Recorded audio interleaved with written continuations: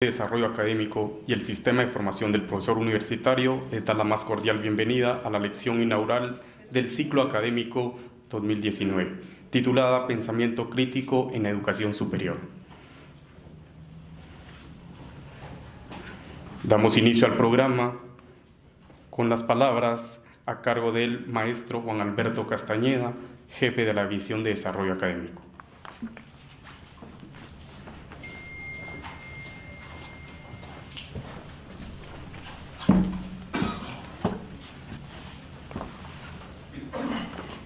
Buen día a todas y a todos. A nombre de nuestro rector, ingeniero Murphy Pais, de nuestro director general de docencia, doctor Olmedo España, y de la DDA, agradezco su participación en esta actividad académica. Nos complace contar en esta oportunidad con el doctor Mario Roberto Morales, quien disertará sobre uno de los desafíos que tiene la educación en este siglo XXI, el pensamiento crítico. Digo que es uno de los desafíos de la educación porque al momento, en términos generales, seguimos transitando por una educación tradicional, al igual que muchos países en el mundo. No es difícil reconocer las características del paradigma tradicional. Ahí tenemos, por ejemplo, el verbalismo del docente en el aula, el autoritarismo, que se manifiesta en la concentración del poder por parte del profesor, lo rutinario, el dogmatismo. Seguimos arrastrando desde hace 2000 años el Magister Dixit, así como lo dice el maestro, así es, y el memorismo. El nuevo paradigma pedagógico contiene entre sus principales estrategias al pensamiento crítico. Este como producto de no utilizar solo un proceso cognitivo, la memoria, sino de complementar con otros como la percepción, el análisis y la síntesis. Alcanzar el pensamiento crítico es un salto cuántico entre uno y otro paradigma. Robert Ennis define el pensamiento crítico como un pensamiento reflexivo y razonable, que se centra en que la persona pueda decidir qué creer o qué hacer. A este respecto, Paulo Freire nos habla de concienciación. Thomas Sanders, que ha estudiado detenidamente el trabajo de Paulo Freire, define la concienciación como un cambio de mentalidad que lo ubica a uno en la naturaleza y en la sociedad. Implica comprender realista y correctamente, como la capacidad de analizar sus causas y consecuencias y establecer comparaciones con otras situaciones y posibilidades. La concienciación, entonces, abre el camino al pensamiento crítico en el trabajo de Paulo Freire. Pensamiento mágico, pensamiento crítico, pensamiento político, todos estadios de la hoja de ruta que nos marca Paulo Freire en la educación como práctica de la libertad para lograr una educación liberadora. Una educación construida en comunión dialógica, una educación liberadora por medio de la concienciación, una educación innovadora, una educación investigación y una educación praxis, acción y reflexión para transformar el mundo que nos rodea. Pensamiento crítico es una tarea pendiente que muchos profesores tenemos. He ahí el desafío. Muchas gracias.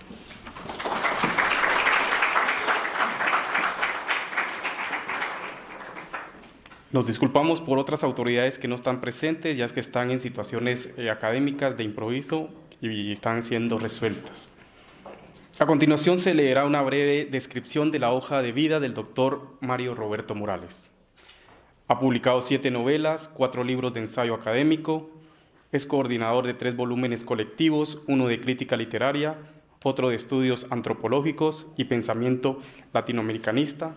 También es autor de 5 libros de texto para secundaria. Es doctor en Cultura y Literatura Latinoamericana por la Universidad de Pittsburgh y fue profesor de su especialidad en el Programa Internacional de Posgrado del Departamento de Lenguas Modernas de la Universidad del Norte. Es profesor de posgrado de la Universidad de San Carlos de Guatemala. También ha sido columnista del portal mexicano A Fuego Lento, del diario electrónico español La Insignia y del diario guatemalteco El Periódico. En el 2007 le fue conferido el Premio Nacional de Literatura Miguel Ángel Asturias de Guatemala. Desde el 2007 es miembro del número de Academia Guatemalteca de la Lengua, correspondiente a la Real Academia Española. En el 2017 le fue conferido el doctorado honoris causa por la Universidad de San Carlos de Guatemala. Dirigió el Centro de Estudios Latinoamericanos de la Escuela de Ciencias Políticas de la USAC. Dirigió la Cátedra Libre de Humanidades en la Facultad de Humanidades de la USAC. En septiembre de 2018 le fue conferido el grado de profesor emérito de la Universidad de San Carlos de Guatemala. Actualmente trabaja como asesor en la Dirección General de Docencia de la USAC. Escuchemos a continuación al doctor Mario Roberto Morales, para lo cual pido un fuerte aplauso.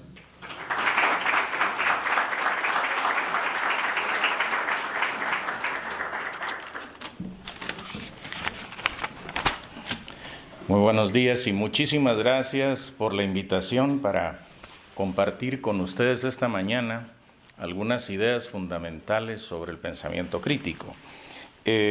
Una de las razones por las cuales el pensamiento crítico como tema de discusión intelectual, de discusión académica, sobre todo en el plano de la educación superior, tiene que ver justamente con la crisis del pensamiento crítico. En una época de posmodernidad light, en una época de posverdad, en una época de noticias falsas, en una época de relativismo brutal del conocimiento, en el que no solo izquierdas y derechas se interpenetran, ¿verdad?, en los imaginarios de la gente que construye sus criterios a partir de las redes sociales y de los medios audiovisuales, sino se interpenetran todas las nociones que tuvieron alguna solidez teórica en la modernidad.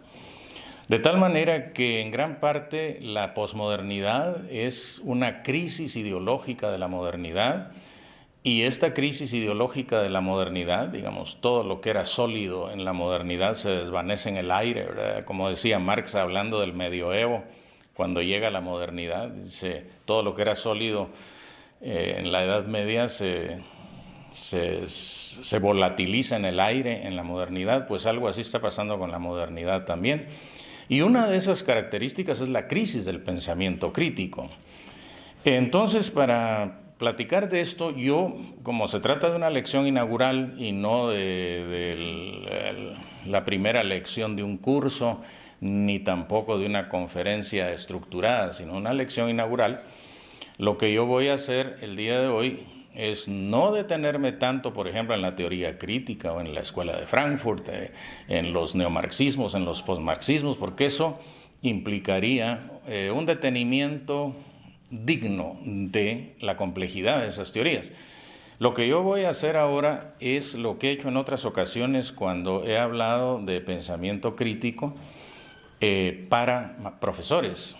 Y esto tiene que ver con, primero, empezar hablando de qué es la crítica y después siguiendo con cuáles son los elementos del pensamiento crítico, porque se habla mucho, el pensamiento crítico aquí en la USAC es como la reforma universitaria, ¿no? Todos hablamos de eso y a veces no sabemos de qué estamos hablando porque es una cosa no es que sea tan compleja, es algo que precisamente por estar en crisis, ¿no?, igual que la universidad moderna, no solo la USAC, toda la institucionalidad universitaria moderna está en crisis. Por eso hay reformas universitarias. Entonces, es precisamente por la crisis por la que a menudo no sabemos por dónde empezar y mucho menos por dónde terminar en cuanto a pensamiento crítico, reforma universitaria y otras problemáticas. Entonces, les decía que habría que empezar hablando de qué es la crítica para después hablar de cuáles son los elementos que conforman el pensamiento crítico a fin de comprender de qué manera el pensamiento crítico se pone en práctica. Porque de nada serviría que habláramos y pusiéramos en la pizarra una serie de características del pensamiento crítico, las memorizamos y no sabemos cómo llevarlas a cabo en el aula o en lo que escribimos o en lo que analizamos, ¿no? Eso por un lado. Y por otro lado, como una segunda parte de esta charla, pues creo que sería muy oportuno hablar de por qué el pensamiento crítico está en crisis, ¿no? Es decir, cuáles son los elementos históricos concretos que nosotros vivimos todos los días y que hacen que no seamos críticos cuando pensamos, sino al contrario, ¿no? A menudo somos dogmáticos, a menudo hay una frase muy socorrida de todos nosotros cuando decimos, a mi criterio, tal cosa, pero resulta que no es mi criterio, es el criterio de alguien más, ¿no? Que puede ser el anunciador del telenoticiero, lo cual sería fatal, el criterio del cura, el del pastor, el del profesor universitario o, lo que sería peor, el de un político. Entonces, empezando por la crítica, ¿no? Y para no complicarlo, yo francamente no he encontrado una mejor definición de crítica que la que dio José Martí en el siglo XIX. Él dice, la crítica no es otra cosa que el ejercicio del criterio. O sea, ejercer el criterio. Eso es ser crítico. Y para ejercer el criterio hay que ser capaz de analizar, sintetizar y concluir. Pero vamos por partes. Entonces, la criticidad, o sea, la capacidad cerebral, porque es una capacidad cerebral, de ser críticos, o sea, de ejercer el criterio, eso es la crítica. Y el pensamiento crítico precisamente consiste en la capacidad de ejercer la crítica. ¿En qué momento ejercemos la crítica? En todo momento. La crítica se ejerce absolutamente en todo momento. Para poner un ejemplo banal, si quieren, ¿no? Esta mañana costó entrar a la universidad. Bueno, ¿qué mañana no cuesta entrar a la universidad?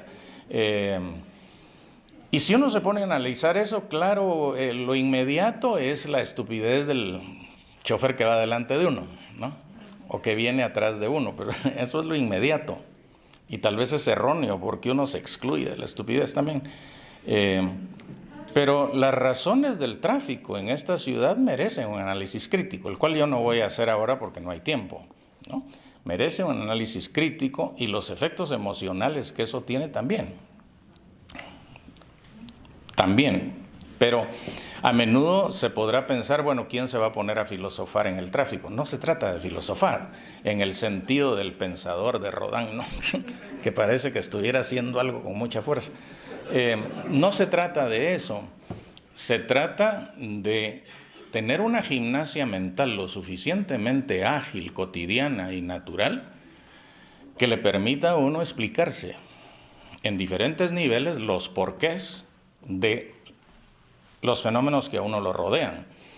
Ese es el resultado de ejercer el criterio, ese es el resultado de ejercer el pensamiento crítico. Bueno, entonces, si la crítica es el ejercicio del criterio, estamos hablando del criterio propio, no del criterio ajeno que nosotros repetimos, no del criterio del profesor. Y en ese sentido, el criterio propio necesita formarse, ¿no? Necesita formarse mediante un proceso de adquisición cognitiva y también mediante un proceso de maduración emocional. En ese sentido, el criterio propio es el resultado de un proceso histórico personal del sujeto. Y esta formación puede o no ser resultado de la educación formal. Hay personas críticas que son autodidactas, ¿no? Ahí está Luis Cardosa y Aragón, por ejemplo, Augusto Monterroso, para hablar de dos escritores nuestros que no fueron a la universidad, pero en la educación formal, que es la que nos atañe a todos porque estamos en esta universidad, es en donde el pensamiento crítico justamente está en crisis, ¿no? Es decir, se ha dejado de ejercer el criterio, se ha sustituido por fórmulas, formulismos, eclecticismos, ¿verdad? Mezclas de elementos inconexos, de elementos yuxtapuestos, que no acusan ninguna síntesis, mucho menos alguna síntesis conclusiva, sino que se trata como de naipes separados unos de otros que tienen lo que Freire precisamente llamaba la educación bancaria, ¿no? Depositar o billetes o cartas en la ranura de alcancía del cerebro, pero esas cartas están inconexas. La inconexión del conocimiento es justamente una de las manifestaciones de la crisis del pensamiento crítico. Y que tiene que ver, para poner un ejemplo, por ejemplo, con el conocimiento enciclopédico. A nadie se le ocurriría comprar la Enciclopedia Británica y empezar a estudiar la A, porque no hay conexión entre un concepto y otro. Y la enciclopedia no sirve para eso. La enciclopedia es un recurso de consulta y uno va como un águila, ¿no?, al concepto que le interesa, lo pesca para usarlo con criterio propio en la producción de conocimiento a la que uno se dedica. Pero la inconexión y la yuxtaposición de conocimientos son propios de las pedagogías al uso desde hace mucho tiempo en las universidades, y eso ha matado el pensamiento crítico. Pero sigamos con los elementos del pensamiento crítico. Hay tres ejes fundamentales del pensamiento crítico: el eje histórico, el eje crítico, valga la redundancia, y el eje radical. Y los voy a explicar. Pero antes de que alguien tenga alguna suspicacia por la palabra radical no es sinónimo de extremista. Radical significa ser capaz de ir a la raíz. Radical viene de radice, en latín, que significa raíz. Ir a la raíz causal de los problemas, eso es ser radical, ¿no? Lo que pasa es que en el lenguaje político ideológico, radical y radicalismo se equiparan a extremismos o a fanatismos, ¿verdad? Pero en el pensamiento crítico no. Bueno, entonces, ¿por qué el pensamiento crítico exige un eje histórico? Porque absolutamente todo el conocimiento, como toda la realidad concreta, es el resultado de procesos en el tiempo y en el espacio. No hay nada que esté fuera del tiempo y el espacio, lo cual quiere decir que no hay nada que esté fuera de la historia. Entonces, absolutamente todo lo que nosotros sabemos y todo lo que nosotros enseñamos son procesos que se desarrollan en el tiempo y en el espacio. Y ese desarrollo acusa cambios en ese mismo proceso, que a menudo llevan ese proceso por senderos o por trayectorias no previstas, ¿no?, que puede culminar ese proceso en algo que nada tiene que ver con su origen. Otra cosa es que todos los procesos, ya sea de las ciencias naturales, de las ciencias exactas, de las ciencias sociales, todos los procesos se interpenetran con otros procesos y crean junturas, crean encrucijadas que dan origen a otros procesos, ¿no? Esto se llama relacionalidad. Y el pensamiento crítico necesita ser relacional. Si no, lo que nosotros tenemos son una serie de conocimientos yuxtapuestos, inconexos, y por lo tanto nuestro cerebro es incapaz de pensar totalidades y de llegar a conclusiones, mucho menos de proponer soluciones, cuando somos incapaces de conectar una cosa con otra. Bueno, entonces el eje histórico del pensamiento crítico es fundamental porque lo concreto, léase todo aquello que está fuera de mi conciencia, se comporta históricamente. Todo absolutamente es un proceso, lo físico, lo químico, lo político, lo ideológico, lo emocional. Todo es un proceso, ¿no? ¿Qué le pregunta a uno un psiquiatra cuando uno llega? Fíjese que últimamente me da por llorar a las 6 de la tarde. ¿Qué hacía usted con sus papás a las 6 de la tarde cuando tenía 2 años, no? Es un proceso, es decir, las neurosis, la psicosis y todos los malestares psicoemocionales son procesos. Igual el desarrollo de la materia. Ahora me acuerdo de un título que me intrigaba a mí, de un manual soviético en los años 70, que se llamaba Dialéctica de la materia inorgánica. Entonces yo me imaginaba una piedra evolucionando a una velocidad desesperante, porque yo me iba a morir y no iba a haber el más mínimo cambio. Pero me daba la dimensión histórica de la piedra. Entonces, el eje histórico, decía, es un reflejo del comportamiento de lo concreto en el cerebro. Nosotros tenemos que estudiar lo concreto de acuerdo a las características de lo concreto y no de acuerdo a las categorías lógico-formales que tenemos en la cabeza. Por eso la lógica formal no sirve para estudiar lo social, ¿no? Es uno de los errores del neopositivismo lógico, es uno de los errores del neoliberalismo, es uno de los errores de la Universidad Marroquín. Pensar que con las categorías de la lógica formal se pueden explicar los procesos concretos, cuando la lógica formal lo único que explica son los procesos mentales. Razonamientos, por ejemplo, ¿no? Y ustedes saben mejor que yo que hay razonamientos que son correctos pero falsos. No me canso de poner el ejemplo de un amigo que decía, en los 60, decía, un ejemplo de razonamiento correcto pero falso es: todos los vietnamitas son amarillos, todos los bananos también, por lo tanto los gringos matan bananos en Vietnam. Claro que si uno se pone estricto y analiza las premisas, ve que en las premisas hay incorrección, ¿no? Pero le estoy poniendo un ejemplo caricaturesco para ejemplificar el hecho de que no se puede embutir lo concreto en una metodología racional. ¿Cuántos estudiantes no llegan con uno cuando van a hacer su tesis? Dicen, fíjese que quiero hacer mi tesis sobre tal cosa, ¿qué metodología le aplico? ¿No? Como si hubiera un supermercado lleno de metodologías y la realidad estuviera ahí. Entonces uno dice, voy a estudiar esa silla y voy a escoger qué metodología le aplico, ¿no? El asunto no es así. La metodología nace de la naturaleza del objeto de estudio. El objeto de estudio y su movimiento histórico dan las claves de la metodología.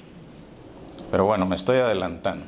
El eje histórico es relacional, o sea, ningún proceso se realiza solo, ni en su causa, ni en sus desarrollos, ni en sus desenlaces, ni en sus transformaciones en otro proceso. Eso es básico del pensamiento crítico. A la hora de analizar cualquier cosa, una película, una sinfonía, un hecho político, lo que está pasando ahorita y por lo que no están aquí las autoridades, ¿no? Los estudiantes están exigiendo a que se les autorice hacer, o algo así, ¿no? Los bautizos. Le decía yo a alguien hace un momento, solo falta que se invoquen derechos humanos para hacer los bautizos. El siguiente eje es justamente el eje radical.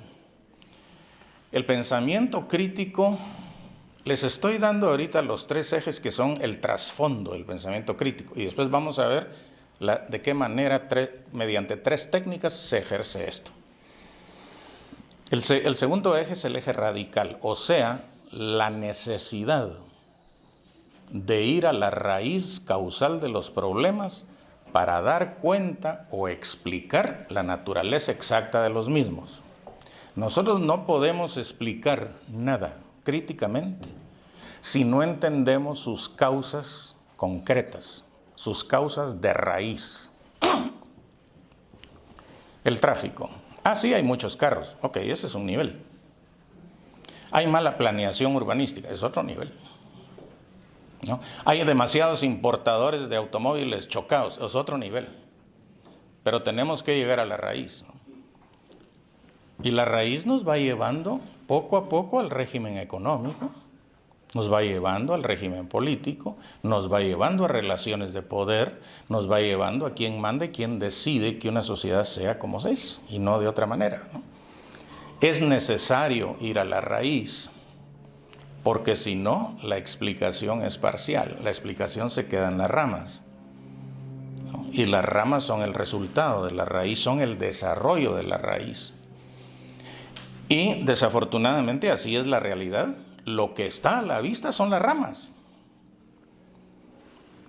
Y el pensamiento crítico, el ejercicio del criterio, lo que nos exige es ir a la raíz. La raíz siempre es histórica. Entonces, como pueden ver, los ejes se intersectan, ¿no? El eje histórico se intersecta con el eje radical porque absolutamente todas las causas son históricas, se deben a otras causas. Cuando un fenómeno se origina, las maras, por ejemplo, no existían hace, no sé, 40 años. Tienen un origen concreto, se puede rastrear, se puede escribir y se puede explicar, ¿no? Pero los elementos que convergen para que eso se origine son otros. En ese sentido, si uno no es histórico, si uno no es radical, no puede dar cuenta de nada. Solo opina, ¿verdad? Y el opinionismo es otra cosa. La opinión es otra cosa, ¿no? Si yo opino que este día es bonito, yo no, a mí no me gusta. Ok. Pero en el plano del pensamiento crítico estamos tratando de establecer certezas. ¿Con qué fin? Con fines prácticos, con fines de transformar lo concreto, de transformar lo real, ¿no? El conocimiento científico sirve para eso. Para eso es, tanto en lo social como en el plano de las ciencias exactas o ciencias positivas, ¿no? Entonces, no perdamos nunca de vista que cuando estamos hablando de pensamiento crítico estamos metidos en un problema práctico, no en un problema teórico. Claro, no hay práctica sin teoría y no hay teoría que valga sin práctica.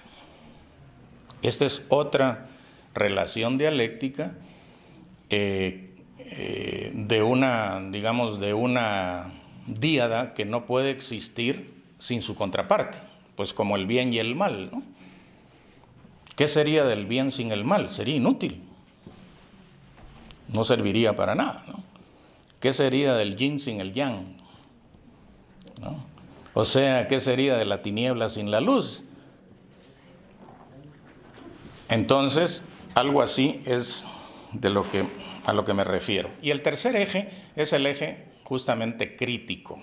En otras palabras, el tratamiento histórico del objeto de estudio, el tratamiento radical del objeto de estudio, tiene que ser crítico, es decir, tiene que ejercerse desde el análisis, la síntesis y las conclusiones.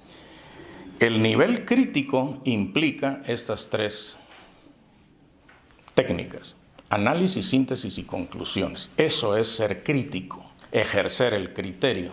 Y ahora vamos a explicar análisis, síntesis y conclusiones. Pero la criticidad, que es el ejercicio del criterio, es un ejercicio que, valga la redundancia, es ejercido por un sujeto.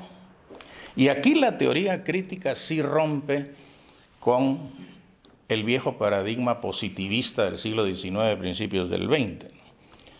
El positivismo, según el positivismo, era posible ser objetivo, en el sentido de que la subjetividad del sujeto cognoscente se podía quedar colgada del perchero cuando yo entro al laboratorio o entro al aula o entro al escritorio a escribir y analizar. La teoría crítica incluye al sujeto como un elemento más de análisis, en el siguiente sentido, lo cual se llama autorreferencialidad en algunas teorías antropológicas. Si uno quiere ser crítico de verdad, no digamos objetivo, sino crítico, cuando explica algo, tiene que tomar en cuenta quién es el sujeto que lo está explicando. Y el sujeto que lo está explicando se vuelve entonces parte del objeto de estudio, ¿no? O sea, ¿quién soy yo? ¿De dónde vengo? ¿Cuál es mi clase social? ¿Cuál es mi ideología? ¿Quiénes fueron mis padres? ¿Cómo me formaron? ¿Por qué pienso como pienso? ¿Por qué a mí esto me parece ridículo y a toda la gente, a la mayoría de la gente le gusta? ¿Será porque soy neurótico? ¿Será porque todos están equivocados, ¿no? El sujeto es objeto de estudio. Y a menudo esto implica que uno como analista o como ejercedor del pensamiento crítico se tome en cuenta como objeto de estudio. Porque los determinantes históricos que hay sobre cada sujeto nos hacen diferentes a cada uno, ¿no? Claro, muchos me dirán, no, pero en la biología o en la química o en la física eso no importa, ¿verdad? Porque si yo tiro esto para arriba, tiene que caer. Ok, estamos de acuerdo, ¿no? Pero como no se queda eso en una caída nada más, sobre todo ahora con la física cuántica, de lo cual yo sé muy poco, pero lo poco que sé me transformó la manera de pensar lo social y lo subjetivo, ¿no? y lo concreto. La subjetividad en el conocimiento crítico es más importante que nunca. Entonces nosotros tenemos, a la hora de ser críticos, de ejercer el criterio, de ser históricos, de ser radicales, de ser críticos, tenemos la obligación ética de incluirnos en el objeto de estudio como sujetos cognoscentes que somos resultado de una serie de determinaciones históricas. Yo no soy, o ninguno de ustedes es, un cerebro neutral. Si pudiéramos nosotros pensar con neutralidad, estaríamos, como decía Nietzsche, más allá del bien y del mal y comprenderíamos a todo el mundo. No habría contradicciones, no habría necesidad de tomar partido. Entenderíamos al malo, entenderíamos al bueno, entenderíamos al indiferente, en fin, ¿no? Pero eso escasamente sucede. Somos mortales. Entonces, para ser críticos es imprescindible, y esto ya tiene que ver con el aula, ya tiene que ver con nosotros como profesores, como gente que está en una universidad, comprometido con una universidad pública latinoamericana, que ya van quedando pocas, y con, digamos, un sujeto popular que es el que más viene a esta universidad, a las universidades públicas, con un sujeto popular al que nosotros queremos insuflarle conocimiento crítico. Tenemos que tener capacidad de análisis. ¿Qué es el análisis? Nosotros tenemos un objeto de estudio cualquiera, Guatemala, por ejemplo. La capacidad de análisis es la capacidad cerebral de descomponer el todo en las partes que lo hacen ser lo que es y no otra cosa. En las partes que lo hacen funcionar como funciona y no de otra manera. El objeto de estudio siempre es una unidad, siempre es una totalidad, por muy pequeña que sea. Una hormiga, un país, un continente, un meteorito. Nosotros para analizar tenemos que ser capaces de descomponer esa totalidad que es nuestro objeto de estudio en las partes que lo hacen ser lo que es y que lo hacen funcionar como funciona y no de otra manera. Y esto nos lleva al concepto científico de esencia, que es muy distinto del concepto metafísico de esencia, ¿no? La esencia de algo es el conjunto de elementos que lo hacen ser lo que es y no otra cosa.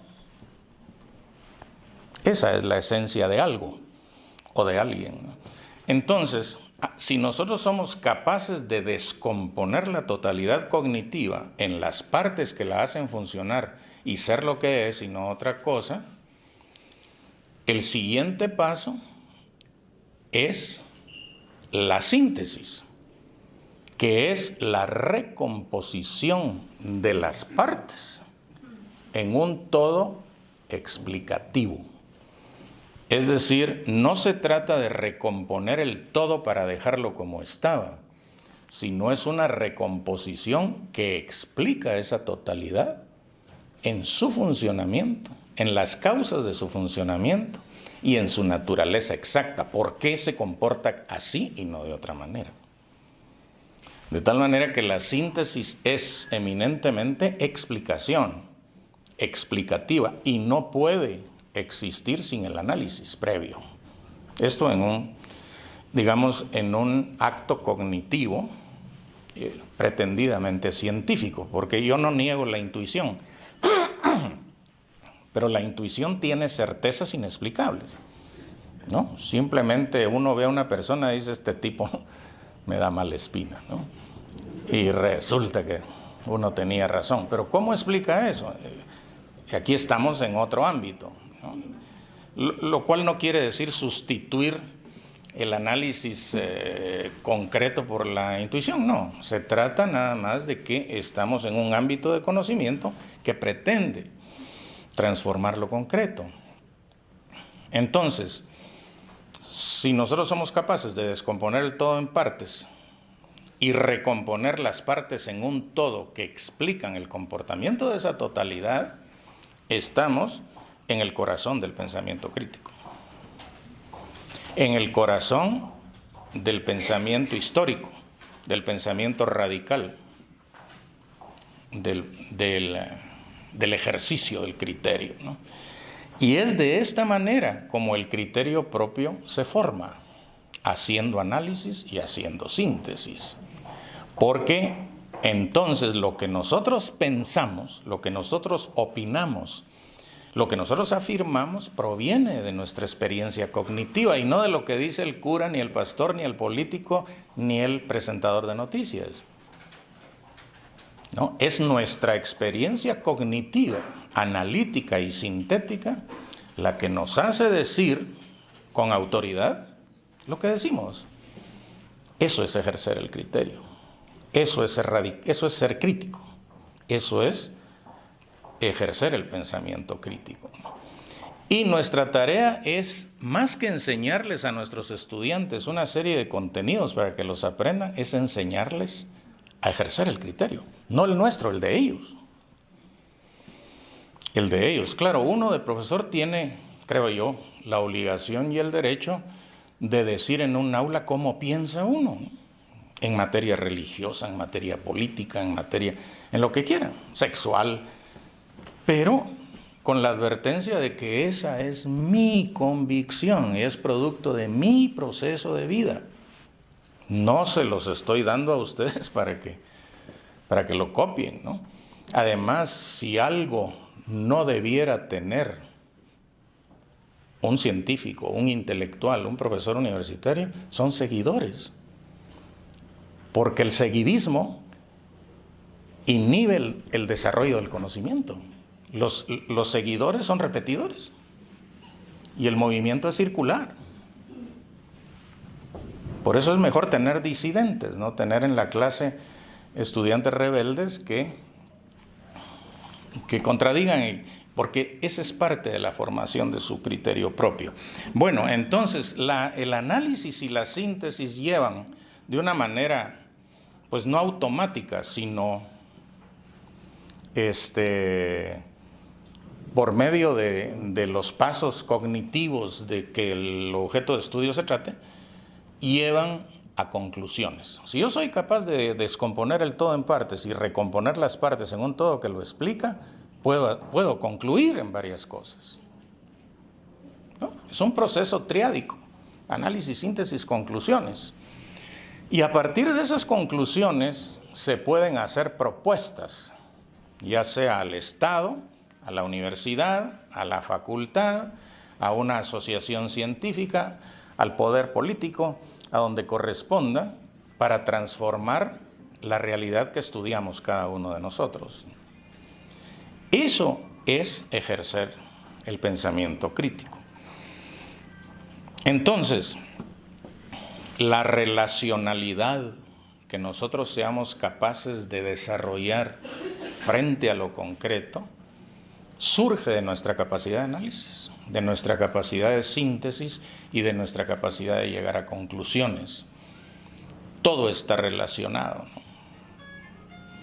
Entonces somos capaces de explicar el tráfico no solo por el urbanismo, y no solo echarle la culpa al Arzú, que alguna tiene, sino llegar un poco más, calar un poco más hondo, ¿no? Y llegar al sistema, y si es el sistema, pues ya veremos si somos de las personas que queremos cambiar el sistema desde adentro, o si somos de los otros que queremos sustituirlo de raíz, ¿no? Radicalmente. Eso es otro problema. El objetivo del pensamiento crítico, en última instancia, es la transformación de lo concreto. Entendiendo por concreto no solo lo que tiene solidez, sino también la manera de pensar, el paradigma filosófico, el paradigma moral, el paradigma psicológico. Nosotros también somos concretos y la conciencia también es concreta. Es concreta, por eso en una vieja discusión de los años 60 de los escritores latinoamericanos, alguien dijo, sí, las novelas, la literatura, la poesía no cambia la realidad, pero sí cambia la manera en que la gente percibe la realidad.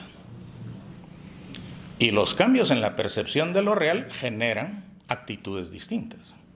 Esa es la importancia de la ideología como objeto de estudio de las ciencias sociales, ¿no? La ideología por sí misma no se puede tocar, pero se traduce en conductas. Y las conductas a veces son de masas, y las masas sí cambian la realidad, sobre todo cuando salen a la calle. Bueno, entonces, hemos visto hasta ahora los tres ejes del pensamiento crítico y, digamos, el proceso triádico mediante el cual se ejerce, ¿no? El análisis, la síntesis y las conclusiones. Después podrán venir propuestas, formas de implementación, cuestiones ya prácticas, presupuestos y todo para poner en práctica aquello que nosotros hemos logrado explicar de una manera crítica. Pero ahora quisiera